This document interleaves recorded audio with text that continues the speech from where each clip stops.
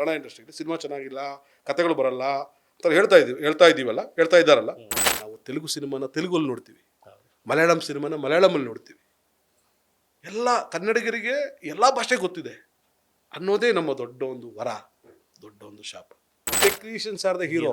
ಒಂದು ಹೀರೋ ಮಾಡಿದ್ದು ಒಬ್ಬರ ಪೆನ್ನು, ಒಬ್ಬ ಬರಹಗಾರನ ಡೈಲಾಗು.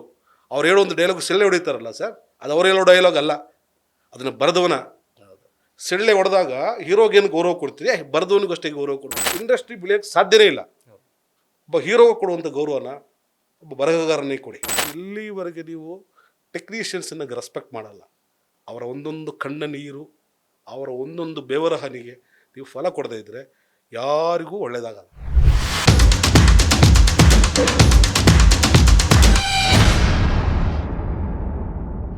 ಆ್ಯಂಡ್ ಫುಡ್ ವಿಚಾರ ಕೇಳಕ್ಕೆ ಹೋದರೆ ನಿಮಗೆ ಬೇರೆ ಬೇರೆ ಜಿಲ್ಲೆಗಳ ಫುಡ್ ಹೇಳ್ತಾ ಇದೆ, ಅಲ್ಲಿಂದ ಗೊತ್ತು, ಇಲ್ಲಿಂದ ಗೊತ್ತು. ಆ್ಯಂಡ್ ಈ ಮದುವೆ ವಿಚಾರ ನೀವು ಹೇಳಕ್ಕೆ ಹೋದರೆ ಬೇರೆ ಬೇರೆ ರಾಜ್ಯದವರಾಗಿರ್ಬೋದು ಅಥವಾ ಬೇರೆ ಬೇರೆ ಧರ್ಮಕ್ಕೆ ಸಂಬಂಧಪಟ್ಟವರು ಅಥವಾ ಏನು ಎಲ್ಲರೂ ನೋಡಿದ್ದೀರಾ, ಅವ್ರ ಸಂಪ್ರದಾಯಗಳೆಲ್ಲ ತಿಳ್ಕೊಂಡಿದ್ದೀರಾ.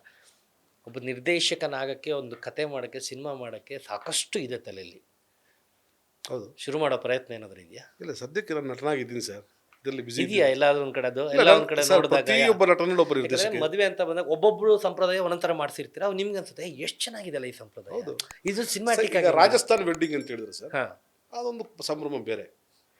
ನಾರ್ತ್ ಇಂಡಿಯನ್ ಮಾರ್ವಾಡಿ ವೆಡ್ಡಿಂಗ್ ಅಂತ, ನಮ್ದೇ ಮಡಿಕೇರಿ ಮದುವೆ. ಹೌದು, ನಾವು ನಾರ್ತ್ ಇಂಡಿಯನ್ ವೆಡ್ಡಿಂಗ್ ಅಂತ ಹೇಳಿದ್ರೆ ಅದು ಮದುವೆ ಅಲ್ಲ, ಅದೇನೋ ಒಂದು ವಾರದ ಆಚರಣೆ, ಸೆಲೆಬ್ರೇಷನ್. ಅವರು ಬಂದ ತಕ್ಷಣ ಬರಾತಿಂದ ಸ್ಟಾರ್ಟ್ ಆಗುತ್ತೆ, ಆಮೇಲೆ ಸಜ್ಜನ್ ಗೂಟ್ ಸ್ಟಾರ್ಟ್ ಆಗುತ್ತೆ, ಆಮೇಲೆ ಸಂಗೀತ ನಡೆಯುತ್ತೆ, ಆಮೇಲೆ ಹಳದಿ ನಡೆಯುತ್ತೆ. ಅದಾದಮೇಲೆ ಅವ್ರದ್ದು ಬೆಳಿಗ್ಗೆ 4 ಗಂಟೆಗೆ 3 ಗಂಟೆಗೆ ಒಂದು ಮುಹೂರ್ತ ನಡೆಯುತ್ತೆ. ಮುಹೂರ್ತ ಆದಮೇಲೆ ರಿಸೆಪ್ಷನ್ ಆಗುತ್ತೆ. ಎಲ್ಲ ಮುಗಿದ ಮೇಲೆ ಸಜ್ಜನ್ ಗೋಟ್ ಅಂತ ಹೇಳ್ಬಿಟ್ಟು ಇಬ್ಬರು ಸೇರಿಬಿಟ್ಟು ಒಂದು ಊಟ ಎಕ್ಸ್ಚೇಂಜ್ ಮಾಡುವಂಥ ಅರೇಂಜ್ಮೆಂಟ್ ಇದೆ. ಒಂದು ವಾರ ಸಂಭ್ರಮಿಸ್ತಾರೆ ಅದನ್ನು. ಒಂದು ಜಾಗ, ಒಂದು 150 ರೂಮ್ ಇರುವಂಥ ಒಂದು ರೆಸಾರ್ಟ್ ಬುಕ್ ಮಾಡಿದ್ರೆ ಆನಂದ ಬೇರೆ. 24 ಗಂಟೆ ಟೀ ಆಗ್ತಾ ಇರಬೇಕು ಸರ್. ನಾನು ಇಸ್ತ್ರಿ ಮಾಡೋರಿಂದ ಹಿಡಿದು ಶೂ ಪಾಲಿಷ್ ಮಾಡೋರ್ವರೆಗೂ ನಾನು ಕರ್ಕೊಂಡು ಹೋಗ್ತೀನಿ. ಇಸ್ತ್ರಿ ಮಾಡೋರು ನಮ್ಮ ಜೊತೆ ಇರಬೇಕು. ಗೊತ್ತಾಯ್ತು. ಎಲ್ಲ ರೆಸಾರ್ಟ್ ಔಟ್ಸ್ಕರ್ಟಲ್ಲಿ ಇರ್ತಾರೆ. ಒಂದು ಇಸ್ತ್ರಿ ಮಾಡಬೇಕಾಗುತ್ತೆ, ಎಲ್ಲಿಗೆ ಆಚೆ ಹೋಗೋಕ್ಕಾಗುತ್ತೆ, ಇಸ್ತ್ರಿ ಮಾಡೋರು ಅಲ್ಲಿ ಇರಬೇಕು. ಸಿನಿಮಾ ಸೆಟ್ ಅವರು ಇಸ್ತ್ರಿ ಮಾಡ್ತಾರೋ ಮಾಡ್ಸಲ್ವೋ ಗೊತ್ತಿಲ್ಲ, ಅವ್ನು ಪೇಮೆಂಟ್ ಕೊಟ್ಟು ಕಳಿಸ್ತೀವಿ. ಶೂ ಪಾಲಿಷ್ ಮಾಡೋರು ಅಲ್ಲಿ ಇರಬೇಕು ನಮ್ಮ ಜೊತೆ. ಆಮೇಲೆ ಕೆಲವು ಹೋಟೆಲ್ಸಲ್ಲಿ ಲೈನಿನ್ಸ್ ಚೆನ್ನಾಗಿರಲ್ಲ, ಬೆಡ್ಶೀಟ್ಗಳು ಚೆನ್ನಾಗಿರಲ್ಲ. ನಾವು ಆ ಟೈಮಲ್ಲಿ ನಾವೇ ಒಂದು ಸೆಟ್ ಆಫ್ ಬೆಡ್ಶೀಟ್ಸ್ ಇಟ್ಬಿಟ್ಟು ಹೌಸ್ ಕೀಪಿಂಗ್ ಅವ್ರನ್ನ ಕಳಿಸಿ ಎಲ್ಲ ರೂಮೆಲ್ಲ ಫ್ರೆಶ್ ಮಾಡಿ, ಅವ್ರಿಗೆ ಹೆಂಗೆ ಬೇಕು ಆ ರೂಮನ್ನು ಸೆಟ್ ಮಾಡಿ, ಆಮೇಲೆ ಆ ಲೈನಿನ್ಸನ್ನು ವಾಷಿಗೆ ಕಳಿಸಿ ಪುನಃ ವಾಷಿಗೆ ಇರೋದು. ಅಷ್ಟು ಪ್ಲ್ಯಾಂಡ್ ಆಗಿ ನಾವು ಇವೆಂಟ್ ಮ್ಯಾನೇಜ್ಮೆಂಟ್. ಬಟ್ ಇದೆಲ್ಲ ಸಿನಿಮಾಟಿಕ್ ಆಗಿ ನಿಮ್ಮ ತಲೆಗೆ ಬಂದಿರುತ್ತೆ ನೋಡಿ ಸರ್. ಅದು ಕಲರ್ಫುಲ್ ಆಗಿ ನಾವು ಪ್ರೆಸೆಂಟೇಷನ್ ಹಂಗೆ ಕೊಟ್ಟಿರ್ತೀವಿ. ಗೊತ್ತಾಯ್ತು. ಅಲ್ಲ, ಬಟ್ ಆ್ಯಸ್ ಎ ಆ್ಯಕ್ಟ್ರಾಗಿ ಟ್ರೈ ಮಾಡಿದ್ದೀನಿ, ಪ್ರೊಡ್ಯೂಸರಾಗಿ ಟ್ರೈ ಮಾಡಿದ್ದೀನಿ, ಇಷ್ಟೆಲ್ಲ ನನಗೆ ಗೊತ್ತು, ನೋಡ್ತಿದ್ದೀನಿ. ಅಂದರೆ ಒಂದು ಯಾರಿಗೂ ಸಿನಿಮಾದವರಿಗೆ ಪದೇ ಪದೇ ಸಿಗದೆ ಇರೋ ಒಂದು ಅನುಭವ ನಿಮ್ಗೆ ಸಿಗ್ತಾ ಇದೆ. ಹೊಸ ಪಾತ್ರಗಳು, ಹೊಸ ಕ್ಯಾರೆಕ್ಟರ್ಗಳು ಸೃಷ್ಟಿ ಆಗ್ತಾ ಇರ್ತವೆ. ಹೊಸ ಒಂದು ಮದುವೆ, ಹೊಸ ಮಾವ, ಹೊಸ ಅಳಿಯ, ಅವಳದು ಎಷ್ಟೋ ಹುಡುಗರು ತಲೆಯಲ್ಲಿ ಯಾವ್ದಾರ ಒಂದು ಕತೆ ಸೃಷ್ಟಿಯಾಗಿ ಡೈರೆಕ್ಷನ್ ತುಂಬಾ ಕತೆಗಳು ಓಡ್ತಾ ಇದೆ. ಅದಕ್ಕೆ ಮೂರ್ತ ರೂಪ ಮಾಡಿ ಒಂದೊಂದು ಸೈಡಿಗೆ ಇಟ್ಟಿದ್ದೀವಿ. ಅದನ್ನು ಆ ಸಮಯ ಬಂದಾಗ ಅದನ್ನು ಖಂಡಿತ ನಾವು ಮಾಡ್ತೀವಿ. ಈಗ ನನ್ನ ಮಗನಿಗೂ ಈ ಫೀಲ್ಡ್ ಭಾಳ ಇಷ್ಟ ಆಗಿದೆ. ಓಕೆ, ಏನು ಮಾಡ್ತೀರ ಮಗ? ನನ್ನ ಮಗ ಈಗ MBA ಫೈನಲ್ ಇದ್ದಾನೆ, ಒಳ್ಳೆ ಚೆನ್ನಾಗಿ ಓದ್ತಾನೆ. ಮಗಳು BBA ಫೈನಲ್ ಇದ್ದಾಳೆ. ಈಗ ನಾನು ಬಿಸ್ನೆಸ್ಸಲ್ಲೂ ಕೂಡ ಇನ್ವಾಲ್ವ್ ಆಗಿದ್ದಾಳೆ. ಕಾಲೇಜ್ ಮುಗಿಸ್ಕೊಂಡ್ಬಂದು ನಾನು ಆಫೀಸಲ್ಲಿ ಕೂತ್ಕೊಂಡು ಇವೆಂಟ್ಗಳು ಬುಕ್ ಮಾಡುವಂಥದ್ದು, ಕಾಂಟ್ರಾಕ್ಟ್ ಮಾಡುವಂಥದ್ದು, ಪೇಮೆಂಟು, ಫಾಲೋ ಅಪ್ಸು ಎಲ್ಲವನ್ನೂ ಕೂಡ ಅವಳು ಮಾಡ್ತಾ ಇದ್ದಾರೆ. Event management is a very big industry. ಯಾವತ್ತೂ ಸಂಭ್ರಮ ಆಗೋದಿಲ್ಲ, ಸಂಭ್ರಮ ನಿಲ್ಲೋದಿಲ್ಲ. ಹೌದು, ಎಲ್ಲಿವರೆಗೂ ಸಂಭ್ರಮ ನಡೀತಾ ಇರುತ್ತೆ, ಹುಟ್ಟಿದ್ರು ಸಂಭ್ರಮ. ಬೆಂಗಳೂರಲ್ಲಿ ಅಥವಾ ಕರ್ನಾಟಕದಲ್ಲಿ ಅಥವಾ ಇಂಡಿಯಾದಲ್ಲಿ ಜನರಿಗೆ ದುಡ್ಡಿದೆ, ಸಮಯ ಇಲ್ಲ. ನಮಗೆ ಸಮಯ ಇದೆ, ದುಡ್ಡಿಲ್ಲ. ನಾವಾಗಿ ನಮ್ಮ ಸಮಯನ ಅವ್ರಿಗೆ ನಾವು ಡೆಡಿಕೇಟ್ ಕೊಡ್ತೀರಾ ಅಷ್ಟೇ. ಅವ್ರ ಸಂದರ್ಭದಲ್ಲಿ ನಾವು ಭಾಗವಹಿಸ್ತೀವಿ, ಅವರಲ್ಲಿ ನಾವು ಒಬ್ಬರಾಗಿ ಅದನ್ನು ಖುಷಿ ಪಡ್ತೀವಿ. ನನಗೆ ಈ ಸಿನಿಮಾದಷ್ಟೇ ಖುಷಿ ಇದೆ ಈ ಇವೆಂಟ್ ಮ್ಯಾನೇಜ್ಮೆಂಟಲ್ಲಿ ಸಿಗುವಂಥ ಒಂದು ಆನಂದ. ಅದು ಮುಗಿದಾದ್ಮೇಲೆ ಸಿಗುವಂಥ ಅಪ್ರಿಷಿಯೇಷನ್, ಬೆಳ್ತಟ್ಟಬೇಕು. ಸಣ್ಣ ಒಂದು ಟೆನ್ಷನ್ನು, ಆಗುತ್ತಾ, ಮಳೆ ಬರುತ್ತಾ, ಅವ್ರ ಟೈಮ್ ಬರ್ತಾರಾ, ಬಂದ್ರಾ, ಹೋದ್ರಾ, ತಲುಪಿದ್ರ, ನಮ್ಮನೆ ಫಂಕ್ಷನ್ ಖಂಡಿತ. ಯಾಕಂದ್ರೆ ನಾವು we are answerable. 1 point contact ಇರುತ್ತೆ ಪ್ರತಿಯೊಂದು. ನಾವು ಬರೀತೀವಿ sir, any complaint please call ಬಿ ಅಂತ ಕಳಿಸಿದ್ವಿ. ಏನಾದರೂ ಕಂಪ್ಲೇಂಟ್ ಇದ್ದರೆ ನನಗೆ ಕರೆ ಮಾಡಿ ಅಂತ ಹೇಳ್ಬಿಟ್ಟು 24 ಗಂಟೆ ನಾನು ಫೋನ್ ಇರುತ್ತೆ. ಮೇನ್ ಅದೇ ಸರ್ವಿಸ್ ಹೋಗಿ ನಿಂತ್ಕೊಂಡು ಅವ್ರನ್ನ ಖುಷಿಪಡಿಸೋದು. ಅವ್ರಿಗೆ ಈಗೂ ಹೊರಟ ಆಗದಂಗೆ ಅವ್ರ ಸಂದರ್ಭದಲ್ಲಿ ನಾವು ಒಬ್ಬರಾಗಿದ್ಕೊಂಡು ಭಾಳ ಒಳ್ಳೆ. ಮಗ ಸಿನಿಮಾದೇನೋ ಹೇಳ್ತಾ ಇದ್ರಿ, ಅಲ್ಲ ಯಾವ ರೀತಿ ತಯಾರಿ? ಅಲ್ಲ, ಅವನು ತುಂಬ ಚೆನ್ನಾಗಿ ಹೈ ಟು ಪರ್ಸನಾಲಿಟಿ ಇದೆ. ಒಂದು 2-3 ನಿರ್ದೇಶಕರು ಈಗಾಗಲೇ ಕೇಳಿದ್ದಾರೆ ಅವನ್ನ. ಓಕೆ ಸರ್ ಕೊಡಿ ಸರ್, ಮಾಡ್ತಾನೆ, ನಾವು ಲಾಂಚ್ ಮಾಡೋಣ ಅವನ್ನ. ಬಟ್ ಅವನು ಎಜುಕೇಷನ್ ಕಂಪ್ಲೀಟ್ ಆಗಬೇಕು ಅವನು, ಮತ್ತು ಅವನ ಆಸಕ್ತಿ ಪ್ರಕಾರ ಏನು ಹೋಗಬೇಕು ಅದನ್ನು ಮಾಡಬೇಕು. ಅವನೇನು ಇಂಟ್ರೆಸ್ಟ್ ಇದೆ? ಅವನು ಬಿಸ್ನೆಸ್ಸಲ್ಲಿ ಭಾಳಷ್ಟು ಆಸಕ್ತಿ ಇದೆ. ಮಗಳಿಗೆ ಆರ್ಟ್ ಫೀಲ್ಡಲ್ಲಿ ಭಾಳ ದೊಡ್ಡ ಆಸಕ್ತಿ, ತುಂಬ ಒಳ್ಳೆಯ ಡ್ಯಾನ್ಸರ್ ಅವಳು. ತುಂಬ ಈ ಫ್ಯಾಷನ್ ಡಿಸೈನಿಂಗ್ ಅದ್ರ ಬಗ್ಗೆ ಸ್ವಲ್ಪ ಆಸಕ್ತಿ ಇದೆ ಅವಳಿಗೆ. ಒಳ್ಳೆ ನಾವು 3 ಜನ ಒಳ್ಳೆ ಸಿನಿಮಾ ಕ್ರಿಟಿಕ್ಸ್ ಮಾಡ್ತೀವಿ. ಓಕೆ. ಈ ಸಿನಿಮಾ ಟ್ರೈಲರ್ ನೋಡಿದಾಗಲೇ ಈ ಸಿನಿಮಾ ಆಗುತ್ತೆ ಆಗಲ್ಲ ಅನ್ನೋದು ನಾವು ಜಡ್ಜ್ಮೆಂಟ್ ಮಾಡ್ತೀವಿ. ಒಂದು ಸಿನಿಮಾ ಭಾಳ ಅಂದರೆ ನನಗೆ ನನ್ನ 22ನೇ ವಯಸ್ಸಿಗೆ ಮದುವೆ ಆಗುತ್ತೆ, 23 ವಯಸ್ಸಿಗೆ ನಾನು ಅಪ್ಪ ಆಗ್ತೀನಿ. ಈಗ ನನ್ನ ಮಗನ 23 ವಯಸ್ಸು, ನನಗೆ 48 ವಯಸ್ಸು. ಓಕೆ. ನಾವು more than father and daddy, ತಂದೆ ಮಗನಿಗಿಂತ ಜಾಸ್ತಿ ನಾವು ಇಬ್ಬರು ಕೂಡ ಫ್ರೆಂಡ್ಸ್ ಥರ ಇದ್ದೀವಿ. ತುಂಬ ಒಳ್ಳೆ ಚರ್ಚೆಗಳು ನಡೀತಾ ಇರುತ್ತೆ ನಮ್ಮಲ್ಲಿ. ಮಗಳು ಮಗ ಎಲ್ಲ ಮನೆಯವರೆಲ್ಲರೂ ಕೂಡ ಒಂದು ಈ ಬ್ರೋ ಡ್ಯಾಡಿ ಥರ ಫೀಲ್ ಆಗ್ತದೆ ನನಗೆ. ನನ್ನ ಬ್ರೋ ಡ್ಯಾಡಿ ನನ್ನ ಕರೆಯೋದು ಅವಳ ಮಗಳು ಬ್ರೋ, ಆ ರೀತಿ ಒಂದು ಖುಷಿಯ ವಾತಾವರಣದಲ್ಲಿ ಬದುಕ್ತಾ ಇದ್ವಿ. ನಮ್ಮಲ್ಲಿ ಏನು ಸೀಕ್ರೆಟ್ಸ್ಗಳು ಯಾವುದೂ ಇಲ್ಲ, ಎಲ್ಲವೂ ಕೂಡ ಓಪನ್ ಬುಕ್ ಥರ ಇರುವಂಥದ್ದು. ಒಳ್ಳೆ ಮಕ್ಕಳು, ಒಳ್ಳೆ ಮನೆಯವರು, ಸಂತೋಷದಲ್ಲೂ ದುಃಖದಲ್ಲೂ ಎಲ್ಲರೂ ನನ್ನ ಜೊತೆ ಇದು. ಮೊನ್ನೆ 24 ವರ್ಷ ಆಯಿತು ನಮಗೆ ಮದುವೆ ಆ್ಯನಿವರ್ಸರಿ. ಜೂನ್ 19ಕ್ಕೆ ಆಯಿತು anniversary. Next year silver jubilee. ಇಂಡಸ್ಟ್ರಿಗೂ ಒಂದು ಸಿಲ್ವರ್ ಜೂಬ್ಲಿ, ಮದುವೆ ಮದುವೆಯಾಗೂ ಸಿಲ್ವರ್ ಜೂಬ್ಲಿ. ಓಕೆ. ಸೊ ಮದುವೆ ಆದ್ಮೇಲೆ ಇಂಡಸ್ಟ್ರಿಗೆ ಬಂದಿದ್ದ ಅಥವಾ ಮದುವೆಗಿಂತ ಮುಂಚೆ? ನಟನಾಗಿದ್ದು, ಆ್ಯಕ್ಟರ್ ಅಂತ ನಾನು ಬಣ್ಣ ಹಚ್ಚಿದ್ದು, ಓಕೆ, ಸಿನಿಮಾ ನಟನ ಅಂತ ಅನಿಸಿದ್ದು ಮದುವೆ ಆದಮೇಲೆ. ನಮ್ಮ ನಾಟಕ ಇದೆಲ್ಲ ಮುಂಚೆ ಸ್ಟಾರ್ಟ್ ಆಗೋಗ್ಬಿಟ್ಟಿತ್ತು. Actually love marriage arrange marriage sir? ಈಗ ಲವ್ ಮಾಡ್ತಾ ಇದ್ದೀನಿ ಸರ್, ಅರೇಂಜ್ ಮ್ಯಾರೇಜ್. ಇವಾಗೆಲ್ಲ 24 ವರ್ಷದಿಂದ ಮಾಡ್ತಾನೆ ಇದ್ದೀರಾ? Yes sir. ಸದ್ಯ ಗೊತ್ತಿಲ್ಲ ಆ್ಯಕ್ಚುಲಿ, ಸದ್ಯಕ್ಕೆ ನಮ್ಮ ಕನ್ನಡ ಸಿನಿಮಾ ರಂಗದ ಒಂದು ಪರಿಸ್ಥಿತಿ ಬಗ್ಗೆ ನೋಡ್ತಾ ಇದ್ದೀವಿ. ನೀವು being A part of industry, ಸಿನಿಮಾಗಳು ಇತ್ತೀಚಿನ ದಿನಗಳಲ್ಲಿ ಸಿನಿಮಾಕ್ಕೆ ಥಿಯೇಟ್ರಿಗೆ ಜನ ಬರಲ್ಲ ಅನ್ನೋ ಒಂದು ಕೂಗು, ಯಾಕೋ ಕನ್ನಡ ಸಿನಿಮಾಗಳ ಮೇಲೆ ಜನರಿಗೆ ಆಸಕ್ತಿ ಕಡಿಮೆ ಆಗಿದೆ ಅನ್ನೋ ಒಂದು ಕೂಗು, ಬಿಸ್ನೆಸ್ ಆಗ್ತಾ ಇಲ್ಲ ಅನ್ನೋ ಒಂದು ಕೂಗು, ಸಿನಿಮಾ ಚೆನ್ನಾಗಿದ್ರೂ ಕೂಡ ಅಥವಾ ಓಕೆ ಅಂತ ಅಂದರೂ ಕೂಡ ಈಗ OTT ಸಪೋರ್ಟ್ ಸಿಗ್ತಿಲ್ಲ, ಸ್ಯಾಟಲೈಟ್ ಸಪೋರ್ಟ್ ಸಿಗ್ತಿಲ್ಲ ಅನ್ನೋ ಒಂದು ಕೂಗು, ಚಿತ್ರಮಂದಿರಗಳು ಬಂದ್ ಆಗ್ತದೇವೆ ಅನ್ನೋ ಒಂದು ಮಾತುಗಳು, ಇದೆಲ್ಲ ನೀವು ಅಬ್ಸರ್ವ್ ಮಾಡಿರ್ತೀರ, ನೋಡಿರ್ತೀರ ಸದ್ಯದ ಪರಿಸ್ಥಿತಿ. ಅದ್ರ ಜೊತೆಗೆ ಬೇರೆ ಇನ್ಸಿಡೆಂಟ್ಗಳೆಲ್ಲ ಡೆವಲಪ್ ಆದಾಗ ಈಗ ಸದ್ಯಕ್ಕೆ ಸರ್ ನನಗೆ ಬಹುಶಃ ಒಂದು ಎರ ಏನಿತ್ತು 1975, 76, 77 ಸಿದ್ಧಲಿಂಗೇನವರ ಟೈಮಲ್ಲಿ ಕನ್ನಡ ಇಂಡಸ್ಟ್ರಿ ಅಂತ ಹೇಳಿದ್ರೆ ಇಡೀ ಭಾರತೀಯ ಚಿತ್ರರಂಗ ಒಂದ್ಸಲ ತಿರುಗುವಂಥ ಸಮಯ. ಕಾದಂಬರಿ ಆಧಾರಿತ ಚಿತ್ರಗಳನ್ನು, ನೇಟಿವಿಟಿ ಚಿತ್ರಗಳನ್ನು ನಾವು ಕೊಟ್ಟಂಥವ್ರು ಇಂಡಸ್ಟ್ರಿಗೆ, ರಾಜ್ಕುಮಾರ್ ಸಿನಿಮಾ ಇಂಡಸ್ಟ್ರಿಗೆ, ಇಂಡಿಯನ್ ಸಿನಿಮಾ ಇಂಡಸ್ಟ್ರಿಗೆ ಕನ್ನಡದ ಕೊಡುಗೆ ಬಹಳ ದೊಡ್ಡ ಕೊಡುಗೆ. ಬಹುಶಃ ಹೈಯೆಸ್ಟ್ ನೋವೆಲ್ ಬೇಸ್ಡ್ ಸಿನಿಮಾಗಳನ್ನು ಕೊಟ್ಟಂಥವ್ರು ನಾವೇ ಕನ್ನಡಿಗರೇ. ಈ ಏಕತಾನತೆಯ ಈ ಯಾಂತ್ರಿಕ ಬದುಕು ಏನಿದೆ, ಮೊನೋಟನಸ್ ಲೈಫಲ್ಲಿ ಏನಿದೆ, ಸ್ವಲ್ಪ ಬದಲಾವಣೆಗಳು, ಬೇರೆ ಅನುಕರಣೆಗಳು, ಬೇರೆಯವರನ್ನ ಇನ್ಫ್ಲೂಯೆನ್ಸ್ ಆಗುವಂಥದ್ದು, ಬೇರೆ ಇಂಡಸ್ಟ್ರಿಗೆ ಇನ್ಫ್ಲೂಯೆನ್ಸ್ ಆಗಿದ್ದೇವೆ ನಾವು. ಕರಪ್ಟ್ ಆಗಿದ್ದೇವೆ. ಬೇರೆ ಕೆಟ್ಟ ಚಿತ್ರಗಳು, ನಮ್ಮ ತನವನ್ನು ಬಿಟ್ಟ ಚಿತ್ರಗಳು ಎಲ್ಲವೂ ನಾವು ಕೊಟ್ಟಿದ್ದೇವೆ. ಮತ್ತೆ ಪುನಃ ನಮ್ಮ ಸಿನಿಮಾ ಇಂಡಸ್ಟ್ರಿ ಟ್ರ್ಯಾಕಿಗೆ ಬಂದಿದೆ. ಕನ್ನಡ ಸಿನಿಮಾನ ಜನ ಇಷ್ಟಪಡಲ್ಲ ಅನ್ನೋದು ತಪ್ಪು ಮಾಹಿತಿ. ಕನ್ನಡ ಜನವನ್ನು ಇಷ್ಟಪಡ್ತಾರೆ. ಆದರೆ ನಾವು ಕನ್ನಡಿಗರು, ನಮಗೆಲ್ಲ ಭಾಷೆ ಬರುತ್ತೆ. ಅದು ಬ್ಲೆಸ್ಸಿಂಗು ಹೌದು, ಶಾಪನೂ ಹೌದು, ಶಾಪನೂ. ನಾವು ತೆಲುಗು ಸಿನಿಮಾನ ತೆಲುಗಲ್ಲಿ ನೋಡ್ತೀವಿ, ಮಲಯಾಳಂ ಸಿನಿಮಾನ ಮಲಯಾಳಮಲ್ಲಿ ನೋಡ್ತೀವಿ. ಎಲ್ಲ ಕನ್ನಡಿಗರಿಗೆ ಎಲ್ಲ ಭಾಷೆ ಗೊತ್ತಿದೆ ಅನ್ನೋದೇ ನಮ್ಮ ದೊಡ್ಡ ಒಂದು ವರ, ದೊಡ್ಡ ಒಂದು ಶಾಪ. ಹಾಗಾಗಿ ಎಲ್ಲ ಸಿನಿಮಾ ನೋಡಿದ ಮೇಲೆ ನಮ್ಮ ಇಂಡಸ್ಟ್ರಿಗೆ ಬರ್ತೀವಿ. ಹಿತ್ತಲ ಗಿಡ ಮದ್ದಲ್ಲ ಅನ್ನೋದು, ಇವರೇನು ಮಾಡಿಬಿಡ್ತಾರೆ ಅನ್ನೋದು. ಆದರೆ ಈಗ ಬಂದಂಥ ಯುವ ಪೀಳಿಗೆ ನಮ್ಮ ಸಿನಿಮಾನ ತುಂಬ ದೊಡ್ಡ ದಡವನ್ನು ಸೇರಿಸ್ತಾ ಇದೆ. OTTಗಳಲ್ಲಿ ನಮ್ಮ ಸಿನಿಮಾಗಳು ಬರ್ತಾ ಇದೆ, ಮೇನ್ ಸ್ಟ್ರೀಮಿಗೆ ನಮ್ಮ ಸಿನಿಮಾಗಳು ಬರ್ತಾ ಇದೆ. ಆದರೆ ಈ ಮರಸುತ್ತುವಂತಹ ಸಿನಿಮಾಗಳು, ಹೀರೋಗಳ ವೈಭವೀಕರಣದ ಸಿನಿಮಾಗಳು ಕಮ್ಮಿ ಆಗಬೇಕಾಗಿದೆ, ಆಗ್ತಾ ಇದೆ. ಕತೆ ಆಧಾರಿತ, ಪಾತ್ರ ಆಧಾರಿತ, ನಾನು ಹೇಳಿದಾಗೆ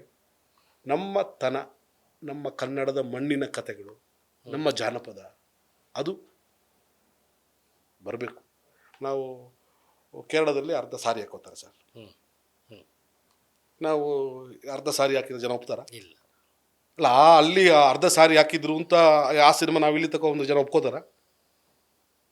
ಏನೂ ಇಲ್ಲ ಸರ್. ಅಲ್ಲೇ ಡೈರೆಕ್ಟರ್ಗಳೇ, ಅಲ್ಲೂ ಕ್ಯಾಮ್ರಾಮ್ಯಾನೇ, ಅಲ್ಲೂ ಕತೆಗಾರರೇ. ಎಲ್ಲಿವರೆಗೆ ಕತೆಗಾರರಿಗೆ, ಟೆಕ್ನಿಷಿಯನ್ಸ್ಗೆ, ಕ್ಯಾಮ್ರಾಮ್ಯಾನಿಗೆ, ತೆರೆಯಿಂದ ಕೆಲಸ ಮಾಡುವಂಥವ್ರಿಗೆ ಗೌರವಿಸೋಲ್ವೋ ಸಿನಿಮಾ ಇಂಡಸ್ಟ್ರಿ ಬೆಳೆಯೋಕ್ಕೆ ಸಾಧ್ಯನೇ ಇಲ್ಲ. ಒಬ್ಬ ಹೀರೋಗೆ ಏನು ಗೌರವ ಕೊಡ್ತಾ ಇದ್ದೀರಿ, ಒಬ್ಬ ಹೀರೋಯಿನ್ಗೆ ಏನು ಗೌರವ ಕೊಡ್ತಾ ಇದ್ದೀರಿ, ಒಬ್ಬ ಪೋಷಕ ಕಲಾವಿದನಿಗೆ ಏನು ಕೊಡ್ತಾ ಇದ್ದೀರಿ, ಅದೇ ಮರ್ಯಾದೆ ಒಬ್ಬ ಕಥೆಗಾರನಿಗೆ ಕೊಡಬೇಕು, ಒಬ್ಬ ಕ್ಯಾಮ್ರಾಮ್ಯಾನಿಗೆ ಕೊಡಬೇಕು, ಒಬ್ಬ ಮೇಕಪ್ ಮ್ಯಾನಿಗೆ ಕೊಡಬೇಕು. ಅವ್ರನ್ನ ಮೇನ್ ಸ್ಟ್ರೀಮ್ ತರಬೇಕು, ಅವ್ರನ್ನ ಹೊಗಳಬೇಕು, ತೋರಿಸ್ಬೇಕು. ಅವ್ರಿಗೆ ಕೊಡುವಂಥ ದುಡ್ಡು ಕರೆಕ್ಟಾಗಿ ಕೊಡಬೇಕು. ಯಾಕಾಗಲ್ಲ? Technicians are the hero. Cinema ಅಂತ ಮಾಡ್ತಾರೆ ಕೆಲಸ. Technicians are the hero. ಹೌದು. ಒಂದು ಹೀರೋನ ಹೀರೋ ಮಾಡಿದ್ದು ಒಬ್ಬರ ಪೆನ್ನು, ಒಬ್ಬ ಬರಹಗಾರನ ಡೈಲಾಗು. ಅವ್ರು ಹೇಳೋ ಒಂದು ಡೈಲಾಗು ಸೆಳ್ಳೆ ಹೊಡಿತಾರಲ್ಲ ಸರ್, ಅದು ಅವ್ರು ಹೇಳೋ ಡೈಲಾಗ್ ಅಲ್ಲ, ಅದನ್ನು ಬರೆದವನ. ಸೆಳ್ಳೆ ಹೊಡೆದಾಗ ಹೀರೋಗೇನು ಗೌರವ ಕೊಡ್ತೀರಿ, ಬರೆದವನಿಗೂ ಅಷ್ಟೇ ಗೌರವ ಕೊಡಬೇಕು. ಅದು ನಡೀತಾ, ಅದು ಬೇರೆ ನಮ್ಮ ಅಕ್ಕಪಕ್ಕದ ರಾಜ್ಯದಲ್ಲಿ ನಡೀತಾ ಇದೆ. ತಮಿಳಲ್ಲಿ ಟೆಕ್ನಿಷಿಯನ್ಸನ್ನು ತುಂಬ ಗೌರವಿಸ್ತಾರೆ. ಇದು ನಮ್ಮ ಯಾವ ಟೆಕ್ನಿಷಿಯನ್ಸ್ ಖುಷಿಯಾಗಿದ್ದಾರೆ ಹೇಳಿ ಸರ್? ಸರ್ ಇಲ್ಲಿ ಬರ್ದವ್ನ ಹೆಸರೇ ಹೇಳಲ್ಲ ಸರ್, ಹೆಸರು ಹೇಳೋದ್ರಲ್ಲಿ ಹೆಸರೇ ಹಾಕಲ್ಲ ಇಲ್ಲಿ ಎಷ್ಟೋ ಸಿನಿಮಾ. ಅದಾಗಬೇಕು. ಹೌದು, ಅದಾಗಬೇಕು. ಯಾವಾಗ ಯಾರೋ ಬರ್ದಿದ್ದು ಯಾರೋ ಇಟ್ಕೊಂಡು ಕ್ರೆಡಿಟ್ ನೋಡಿದ್ದೀನಿ. ಇದಾದ್ಮೇಲೆ ಇಂಟರ್ವ್ಯೂ ನೋಡಿದ್ಮೇಲೆ ತುಂಬ ಜನ ನನಗೆ ಹಾಕ್ತಾರೆ, ಬೈತಾರೆ. ನಾನು ನೇರವಾಗಿ ನುಡಿಯೋ ವ್ಯಕ್ತಿ ನಾನು. ಎಲ್ಲಿವರೆಗೆ ಟೆಕ್ನಿಷಿಯನ್ಸ್ಗೆ ಗೌರವ ಕೊಡಲ್ವೋ ಇಂಡಸ್ಟ್ರಿ ನೀವು ಹೇಳಿದಲ್ಲಿ ಏನೂ ತಪ್ಪೇನೂ ಇಲ್ವಲ್ಲ. ಇಂಡಸ್ಟ್ರಿ ಬೆಳೆಯೋಕ್ಕೆ ಸಾಧ್ಯನೇ ಇಲ್ಲ. ಒಬ್ಬ ಹೀರೋಗೆ ಕೊಡುವಂಥ ಗೌರವನ ಒಬ್ಬ ಬರಹಗಾರನಿಗೆ ಕೊಡಿ, ಕತೆ ಬರೆಯೋನಿಗೆ ಕೊಡಿ, ಒಬ್ಬ ನಿರ್ದೇಶಕರನ್ನ ಗೌರವಿಸಿ. ಅವ್ನು ಫ್ರೀ ಆಫ್ ಮೈಂಡಲ್ಲಿ ಅವ್ನು ಕೆಲಸ ಮಾಡೋದಕ್ಕೆ ಅವಕಾಶ ಮಾಡ್ಕೊಡಿ. ಕೈ ತುಂಬ ಕಾಸು ಕೊಡಿ. ಅವರ ಸಿನಿಮಾಗಳು ಅಂದಾಗ ವರ್ಧಣ್ಣ ನೆನಕ್ಕೆ ನೆನ್ಸ್ಕೊಂತೀವಿ, ಉದಯಶಂಕರ್ ಅವ್ರ ನೆನಕ್ಕೆ ನೆನ್ಸ್ ಅಂದ್ರೆ ನಾವು ಅದನ್ನ ನೋಡಿದೀವಿ ಅಲ್ವಾ, ಕೇಳಿದೀವಿ. ಆ ಗೆಲುವನ್ನ ನಾವು ನೋಡಿದೀವಿ. ಆ ಗೆಲುವು ಬರಬೇಕು ಅಂದ್ರೆ ಇವ್ರು ಕೇಳ್ತಿದ್ರಂತೆ, ಇವ್ರು ಬರೀತಿದ್ರಂತೆ, ಇದನ್ನ ಹೀಗ್ ಮಾಡ್ತಿದ್ರಂತೆ, ಹಾಗೆ ಮಾಡ್ತಿದ್ರಂತೆ. ಬಟ್ ಇವಾಗ ಏನಕ್ಕಿಲ್ಲ ಅದು ನೋಡಿ ಸರ್. ಒಬ್ಬ ಕತೆಗಾರ ಕತೆ ಬರೀಬೇಕು ಅಂತ ಹೇಳಿದ್ರೆ ಅವ್ರ ಮನೆಯಲ್ಲಿ ವಾತಾವರಣ ಚೆನ್ನಾಗಿರ್ಬೇಕು. ಮಗು ಸ್ಕೂಲ್ ಫೀಸು, ಬಾಡಿಗೆ, ಅವ್ರಿಗೆ ಹುಷಾರಿಲ್ಲದ ತಾಯಿ, ನಾನಿವತ್ತು ಕತೆ ಬರೀತೆ ಕೂತ್ಕೊಂಡು ಮನೆಗೆ ಅಕ್ಕಿ ಇದೆಯಾ ಬೇಳೆ ಇದೆಯಾ ಅಂತ ಯೋಚನೆ ಮಾಡಬಾರ್ದು. ನಿರ್ಮಾಪಕರಾದವರು ಹೀರೋಯಿನ್ ಕಾಸ್ಟ್ಯೂಮಿಗೆ ಖರ್ಚು ಮಾಡೋ ದುಡ್ಡು, ಕಾಸ್ಟ್ಯೂಮರಿಗೆ ಕೊಡೋ ಡಿಸೈನಿಗೆ ಕೊಡೋ ದುಡ್ಡು, ಅದ್ರಲ್ಲಿ ಸ್ವಲ್ಪ ಹೀರೋಯಿನ್ಗೆಲ್ಲ ಪೇಮೆಂಟ್ ಕಮ್ಮಿ ಮಾಡಿ ಬರಹಗಾರನ ಮನೆಗೆ ಬೇಕೇನು ಬೇಕೋ ಕೊಡಿಸಿ. ಯಾಕೆ ಒಳ್ಳೆ ಕತೆ ಬರಲ್ಲ? ಅವ್ನು ಪೀಸ್ ಆಫ್ ಮೈಂಡಿಂದ ಬರಿತಾ ಕೂತ್ಕೊಂಡು ವೈವಿಕರಣ ನಿಲ್ಲಿಸಿ ಸರ್. ಕಾಲಿಟ್ಟಿದ ತಕ್ಷಣ ಬುಗ್ಗದ ಧೂಳಿದ್ದೇಳ್ಬಿಟ್ಟು ಒಬ್ಬ ರಿಯಾಲಿಟಿಗೆ ಬರಲಿ, ನೈಜತೆಗೆ ಬರಲಿ. ಅದೇ ಬೇಕಾಗಿರುವಂಥದ್ದು. ಅದೇ ನ್ಯೂ ಹೊಸ ಟ್ರೆಂಡ್ ಅಂತ ಏನು ಹೇಳ್ತೀವಲ್ಲ, ದಿಸ್ ಈಸ್ ಹೊಸ ಟ್ರೆಂಡ್. ಕತೆಗಾರ, ನಿರ್ದೇಶಕ. ಈ ನಿರ್ದೇಶಕನ ಸಿನಿಮಾನ ಹೋಗಿ ನೋಡಬೇಕು ಅನಿಸ್ತಾ ಇದ್ಬೇಕು ಅಲ್ವಾ ಸರ್? ಆಗಿಲ್ವ? ಮುಂಗಾರು ಮಳೆ ಆದ್ಮೇಲೆ ಯೋಗರಾಜ್ ಭಟ್, ಇವಾಗಲೂ ಯೋಗರಾಜ್ ಭಟ್ ಅವರಾಗಿರ್ಬೋದು, ಸೂರ್ಯ ಹೌದು, ಅವರಾಗಿರ್ಬೋದು, ನಿರ್ದೇಶಕರ ಸಿನಿಮಾ ನೋಡ್ಕೊಂಡು ಹೋಗ್ತೀವಿ. ಲಿಸ್ಟ್ ಆಫ್ ಮಿನಿಮಮ್ ಗ್ಯಾರಂಟಿ ನಮಗೆ ಒಂದು ಪೈಸಾ ವಸೂಲ್ ಅನ್ನೋ ಒಂದು ಫೀಲ್ ಇದ್ದೇ ಇರುತ್ತೆ. ಈಗ ಮನ್ಸೂರಿ ಅವರು, ನಮ್ಮ ಹೆಗಡೆ ಅವರು, ನಮ್ಮ ಇವರು ಯಾರು ಹೇಳಿ, ನಮ್ಮ ರಶಿ ಶೆಟ್ಟಿ, ಋಷಭ್ ಶೆಟ್ಟಿ, ಎಲ್ಲರೂ ಕೂಡ ಜನರ ಬಿಡುತ್ತಕ್ಕೆ ತಕ್ಕನಾಗಿ ನಮ್ಮಲ್ಲಿ ದೊಡ್ಡ ಸೋರ್ಸ್ ಎಷ್ಟು ಆಗದಷ್ಟು ಆಳ ಇರುವಂಥದ್ದು ನಮ್ಮ ಜಾನಪದ, ನಮ್ಮ ಮಣ್ಣಿನ ಕತೆ, ನೆಲದ ಕತೆ, ಅದನ್ನು ತರ್ತಾ ಇದ್ದಾರೆ. ರಿಯಲ್ ಬೇಸಾಗಿ ತರ್ತಾ ಇದ್ದಾರೆ. ಈ ವಾಹಿನಿ ಮೂಲಕ ನಾನು ನಿರ್ದೇಶಕರಿಗೆ, ನಿರ್ಮಾಪಕರಿಗೆ ನಾನು ರಿಕ್ವೆಸ್ಟ್ ಮಾಡ್ದೋದು, ಇಲ್ಲಿವರೆಗೆ ನೀವು ಟೆಕ್ನಿಷಿಯನ್ಸನ್ನ ರೆಸ್ಪೆಕ್ಟ್ ಮಾಡಲ್ಲ. ಅವರ ಒಂದೊಂದು ಕಣ್ಣ ನೀರು, ಅವರ ಒಂದೊಂದು ಬೆವರ ಹನಿಗೆ ನೀವು ಫಲ ಕೊಡದೇ ಇದ್ದರೆ ಯಾರಿಗೂ ಒಳ್ಳೇದಾಗಲ್ಲ. ಅವ್ರ ಕಣ್ಣೀರು, ಅವ್ರ ಬೆವರು ಒಣಗೋಕ್ಕೂ ಮುಂಚೆ ಅವ್ರ ದುಡ್ಡು ನಾವು ಕೊಟ್ಬಿಡ್ಬೇಕು, ಗೋಳಾಡಿಸ್ಬಾರ್ದು. ಅವ್ರಿಗೆ ಯಾರು ತಗೊಂಡು ಮಾತಾಡ್ತಾರೆ? ತುಂಬಾ ಸಮಸ್ಯೆ ಇದೆ ಸರ್. ನಂಗೆ ಗೊತ್ತಿದೆ. ಓಕೆ, ನಂಗೆ ಗೊತ್ತಿದೆ ಸರ್. ಇವತ್ತು ಒಬ್ಬ ಮೇಕಪ್ ಬ್ಯಾಗ್ ನನಗೆ 3,000 ರೂಪಾಯಿ ಸಿಗುತ್ತೆ, 3,000ದಲ್ಲಿ ನಾನು ಕೊಡ್ಬೋದು. ಅವನಿಗೆ ಕೊಡೋದು 3 ತಿಂಗಳಾದರೆ, ಅದೇ ಹೀರೋಯಿನಿಗೆ ನೀವು 5 ಸ್ಟಾರ್ ಹೋಟ್ಲಿಂದ ಊಟ ತರಿಸ್ಬಿಟ್ಟು ಬಿಲ್ ಅವತ್ತೇ ಕೊಡ್ತೀರಾ. ಒಬ್ಬ ಕ್ಯಾಮ್ರಾಮ್ಯಾನಿಗೆ, ಕ್ಯಾಮ್ರಾ ಅಸಿಸ್ಟೆಂಟ್ಗೆ, ಫೋಕಸ್ ಫುಲ್ಲರ್ಗೆ ನೀವು ದುಡ್ಡು ಕೊಡದೇ ಇದ್ರೆ ಅವ್ರ ಜೀವನ ಹೇಗೆ ಮಾಡ್ತಾರೆ? ದಿನ ಕೂಲಿ ನಂಬ್ಕೊಂಡವರು. ಸರ್, ನಾನು ಹೇಳೋದು ಅವ್ರನ್ನ ಗೌರವಿಸಿ, ಅವರ ಬೆವರು ಒಣಗೋದಕ್ಕೆ ಮುಂಚೆ ಅವ್ರ ಪೇಮೆಂಟ್ ಕೊಡಿ. ದೇವರ ಆಶೀರ್ವಾದ ಮಾಡ್ತಾರೆ, ಖಂಡಿತ ದೇವರ ಆಶೀರ್ವಾದ ಮಾಡ್ತಾರೆ. ಅವ್ರು ಚೆನ್ನಾಗಿ ಡೈಲಾಗ್ ಬರೆದವನ್ನ ಕರ್ಕೊಂಬಂದು ಮೇನ್ ಸ್ಟ್ರೀಮ್ ತೋರಿಸಿ, ಸೂಪರಾಗಿ ಬರೀತಾರೆ ಗುರು ತೋರಿಸಿ. ಪ್ರತಿಭೆ ಇದ್ದಾಗ ಸಪೋರ್ಟ್ ಮಾಡಿ. ನಾನೊಬ್ಬ ನಿರ್ಮಾಪಕನಾಗಿ ಹೇಳ್ತಾ ಇದ್ದೀನಿ. ನಾನು ರಾಗ ಸಿನಿಮಾ ಮಾಡಿದಾಗಲೂ ಕೂಡ ನಾನು ಆ ಸಿನಿಮಾನ ಡೆಡಿಕೇಟ್ ಮಾಡಿದ್ದೀನಿ. ಕರ್ನಾಟಕದ ಎಲ್ಲ ಟೆಕ್ನಿಷಿಯನ್ಸ್ಗೆ ಇದನ್ನು ಡೆಡಿಕೇಟ್ ಮಾಡ್ತಾ ಇದ್ದೀನಿ ಅಂತ ಹೇಳ್ತಾ ಇದ್ದೀನಿ. ನಾನು ಇವತ್ತು ಹೋದ್ರೂ ಕೂಡ ಅಷ್ಟು ಟೆಕ್ನಿಷಿಯನ್ಸ್ನ ಬಾಚಿ ತಪ್ಪುಕೊಳ್ಳುವಂಥ ವ್ಯಕ್ತಿತ್ವ ಅವ್ರು ನಮ್ಮನ್ನು ತೋರಿಸುವಂಥವ್ರು. ಅವ್ರು ಎಷ್ಟೇ ನೋವಿದ್ರೂ ಕೂಡ ನಮ್ಮನ್ನು ಸಖತ್ತಾಗಿ ತೋರಿಸುವಂಥವ್ರು ಟೆಕ್ನಿಷಿಯನ್ಸು. ಅವ್ರನ್ನ ಗೌರವಿಸಿ, ಅವ್ರನ್ನ ಖುಷಿಪಡಿಸಿ. ಸ್ವಲ್ಪ ಕಮ್ಮಿ ಆಗಲಿ, ಹೀರೋಯಿನ್ಗೆ, ಪೋಷಕ ಕಲಾವಿದರ ಪೇಮೆಂಟ್ ಕಮ್ಮಿ ಆಗಲಿ, ಅವ್ರಿಗೆ ಕೊಡಿ. ಅವ್ರು ಬೆಳೀಲಿ, ಆಗ ಇಂಡಸ್ಟ್ರಿ ಬೆಳೆಯುತ್ತೆ, ಖುಷಿ ಪಡ್ತಾರೆ. ಇವತ್ತು ಸೂಪರ್ ಸ್ಟಾರ್ಗಳನ್ನು ಮಾಡಿದಂಥವರು technicians are the hero. Well sir, really ಅವರೇ ಹೀರೋಗಳು. ಮೇನ್ ಸ್ಟ್ರೀಮ್ ಯಾರು ಬೇಕೋ ಸಿನಿಮಾ ಮಾಡೋದಕ್ಕೆ ಫಸ್ಟ್ ಏನು ಬೇಕು ಸರ್? ಕತೆ ಬೇಕು ನಿಮಗೆ. ನಮ್ಮಲ್ಲಿ ಈಗ ಕೊರತೆ ಇರೋದು ಒಂದೇ ಸರ್, ಕತೆ, ಇವನ್ ಪ್ರಾಮಾಣಿಕತೆ. ಕತೆ ಅವನ ಜೀವನದಲ್ಲಿ ಅನುಭವಿಸದೇ ಇರೋದನ್ನೆಲ್ಲ ನೆನೆಸ್ಕೊಂಡು ಹಿಂಗಿರ್ಬೇಕು, ಈ ಥರ ಬಟ್ಟೆ ಹಾಕಬೇಕು, ಅವ್ನು ಈ ಕಾರಲ್ಲಿ ಬರಬೇಕು ಅಂತ ಹಂಗೆ ಬರ್ದಿರ್ತಾನೆ. ಅದರಿಂದ ಈ ಪಾತ್ರ ನಿಮಗೆ ಪರದೆ ಮೇಲೆ ಹಂಗೆ ಕಾಣಿಸಕ್ಕೆ ಸಾಧ್ಯ ಅಲ್ವಾ ಸರ್? ಹೌದು. ಅವನು ಬರೆದ ಮೇಲೆ ಹಿಂಗೆ ಬಂದು ಕುತ್ಕೊಂಡು ನೋಡಿದ್ರೆ ಅವ್ನು ಬರ್ದಿರೋದನ್ನ ಅವ್ನು ನೋಡಿ ಎಂಜಾಯ್ ಮಾಡ್ತಾ ಇರ್ತಾನೆ. ಬಟ್ ಜನ ಕಾಣಿಸೋದು ನೀನು ಒಂದು ಮ್ಯಾನರಿಸಮ್ ಆಗಿರ್ಬೋದು, ಒಬ್ಬ ಒಂದು ಶೈಲಿ ಲುಕ್ ಆಗಿರ್ಬೋದು, ಒಂದೊಂದು ಡೈಲಾಗ್ ಇರುವಂತ ಪಾಸ್ಗಳಾಗಿರ್ಬೋದು, ಹಾಕೋ ಬಟ್ಟೆಗಳು. ಹೌದು, ಒಂದು ಪಂಚ್, ಒಬ್ಬ ಫೈಟ್ ಮಾಸ್ಟರ್ ಆ ಜಂಪು ಆ ಹೀರೋ ಕೊಟ್ರೆ ವಾವ್ ಅನಿಸ್ತಾರೆ. ಬಟ್ ಆ ಫೈಟ್ ಮಾಸ್ಟರ್ ಕಷ್ಟ ಬಿದ್ದಿರ್ತಾರೆ. ಹೌದು. ಪರದೆ ಮೇಲೆ ಏನ್ ಬರುತ್ತೆ ಅಷ್ಟೇ ನಮಗೆ ಕಾಣಿಸುತ್ತೆ. ಹಿಂದ್ಗಡೆ ಪ್ರಯತ್ನ ಬಿಡಿ, ಪ್ರೇಕ್ಷಕರಿಗೆ ಅದು ಬೇಕಾಗಿಲ್ಲ, ಆದ್ರೆ ಒಬ್ಬ ನಿರ್ಮಾಪಕನಿಗೆ ಅದು ಬೇಕಾಗಿದೆ. ತಂಡಕ್ಕೆ ಬೇಕದು, ಸಿನಿಮಾ ತಂಡಕ್ಕೆ ಅದು ಬೇಕಾಗಿದೆ. ಅವನ್ನ ಅಪ್ರಿಷಿಯೇಟ್ ಮಾಡುವಂತ ಟ್ಯಾಲೆಂಟ್ ಬೇಕಾಗಿದೆ. ಹಾಗಾಗಿ ಕೆಲವೊಂದು ಕಡೆ ಆಗಿದೆ, ಬಟ್ ಇನ್ನು ಕೆಲವೊಂದು ಕಡೆ ಆಗಬೇಕಾಗಿದೆ. ನಮ್ಮಲ್ಲಂತೂ ಭಾಳ ಕಮ್ಮಿ ಇದೆ ಸರ್. ನಾವು ಟೆಕ್ನಿಷಿಯನ್ಸ್ನ ಭಾಳ ದೃಢವಾಗಿ ಕಾಣ್ತಾ ಇದ್ದೀವಿ. ಅವ್ರಿಗೆ ಕೊಡುವಂಥ ಗೌರವವನ್ನು ನಾವು ಕೊಡ್ತಾ ಇಲ್ಲ. ಕತೆ ಮಾಡ್ಕೊಂಡು ಬರ್ತಾರೆ, ಯಾವುದೋ ಲಾಡ್ಜಲ್ಲಿ ರೂಮ್ ಹಾಕ್ಬಿಟ್ರೆ ಆಯಿತು, ಅಲ್ಲಿ ಕಾಫಿ ಕೊಟ್ಟರೆ ಆಯಿತು. ನಾನು ತುಂಬ ಜನರು ನೋಡಿದ್ದೀನಿ ನನ್ನ ರೆಸಾರ್ಟ್ಗಳಲ್ಲಿ. ಲೈಕಾ ಸಂಸ್ಥೆ 3 ತಿಂಗಳು ರೂಮ್ ಹಾಕಿ ನಿರ್ದೇಶಕರನ್ನ ಬರಹಗಾರರನ್ನ ಕಾಪಾಡಿಕೊಂಡು ದಿನ ನನಗೆ ಲೈಕಾದಿಂದ ಫೋನ್ ಬರೋದು, sir how is my director, ನಲ್ಲ ಇರ್ಕಾರ, ಏನು ಊಟ ಕೊಟ್ಟಿದ್ರಿ ಇವತ್ತು ಅವರಿಗೆ, ಹೌದಾ, ನಾಳೆ ಫಿಶ್ ಕೊಡಿ ಅವರಿಗೆ, ಸಂಜೆ ಅವರಿಗೆ ಬೇರೆ ಯಾವುದು ಅರೇಂಜ್ಮೆಂಟ್ ಎಲ್ಲ ಮಾಡಿಸ್ಕೊಡಿ ಅವರಿಗೆ, ಚೆನ್ನಾಗಿ ನೋಡ್ಕೊಳ್ಳಿ. 3 ತಿಂಗಳಿಗೆ ಟ್ಯಾಕ್ಸ್ ಎಲ್ಲ ಸೇರಿ ಹೆಚ್ಚು ಕಮ್ಮಿ 40,000-45,000 ರೂಪಾಯಿ ಬಿಲ್ ನನಗೆ ಕಟ್ಟಿದ್ದಾರೆ ಸರ್. ಒಂದು ದೊಡ್ಡ ಸಂಸ್ಥೆ ಅಂದರೆ ಒಬ್ಬ ಟೆಕ್ನಿಷಿಯನ್ಸ್ ನೋಡ್ಕೊಳ್ಳುವಂಥ ರೀತಿ.